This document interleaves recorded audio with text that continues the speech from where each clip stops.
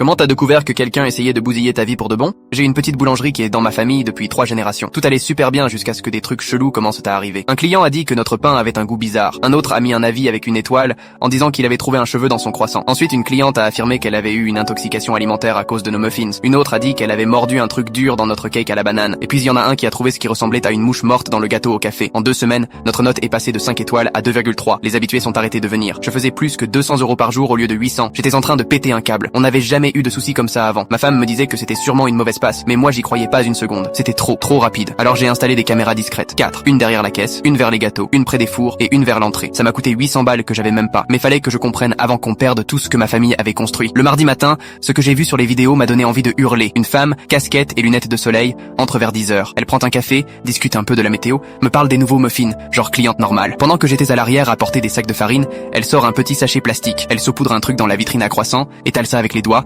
balance le sachet vide dans notre poubelle, puis sort tranquille comme si de rien n'était. J'ai rembobiné la vidéo au moins 6 fois pour être sûr. Ensuite, j'ai couru jusqu'à la poubelle. J'ai fouillé dans le marc de café, les serviettes. Et là, un sachet zippé avec des poils de chat dedans, marqué mardi au marqueur noir. Le lendemain matin, elle revient, pile à la même heure. Mais cette fois, j'étais prêt. Je faisais semblant de bosser, mais j'avais mon téléphone ouvert sur les caméras, depuis mon petit bureau. Elle commande un scone aux myrtilles et une tisane, parle un peu du monde qu'il y avait, me demande nos horaires pour les fêtes. Quand je tourne le dos pour vérifier le four, elle sort un petit flacon marron de son sac. Elle dévisse le bouchon. Juste au moment où elle s'apprête à verser un truc sur nos pains au levain, je fonce et je lui chope le poignet. C'est quoi dans le flacon? Elle devient toute blanche. Elle bafouille un truc comme quoi elle voulait juste toucher le pain parce qu'elle voulait devenir boulangère et apprendre des meilleurs. Elle tremblait. Le flacon puait les œufs pourris, le vinaigre et un vieux métal dégueulasse qui m'a donné la gerbe. Vide ton sac, maintenant. Elle a essayé de filer. J'ai bloqué la porte et menacé d'appeler les flics. Dans son énorme sac, 3 autres flacons pleins d'un liquide blanc chelou, 2 sachets de poils avec les jours marqués dessus, une boîte avec des insectes morts et une feuille imprimée avec le nom de notre boulangerie tout en haut. Dessous, il y avait des dates, des heures et des commentaires du style « Ajoutez des poils dans les viennoiseries, 10h15 quand il est occupé ». J'ai tout pris en photo et j'ai appelé la police direct. En attendant qu'ils arrivent,